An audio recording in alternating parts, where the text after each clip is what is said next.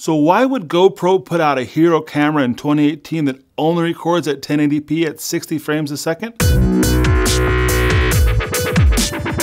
Well, market share seems to be the best answer. It's called the GoPro Hero. Over the last 15 years, this durable little camera has become everyone's favorite to capture their favorite outdoor sporting accidents and other types of natural disasters, including crashing on bikes or running into each other on the jogging track. It's all kinds of fun. And over the years, GoPro has made it lighter, smaller, and easier for us to capture these moments and get them on the web.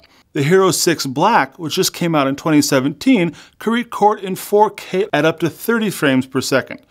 The new Hero sells for about 850 dirham, while the Hero 6 sells for over 1,300. So if you've been thinking about getting a GoPro to go out and play around with, this might be the time to do it. Although if you're a camera aficionado looking for a higher end picture, you may want to hold off until we get another 4K version coming out on the market. GoPro is banking on the idea that most of you will just upload this video to YouTube anyway, which you're not going to do in 4K, and so they're doing you the favor early of saving you the bandwidth.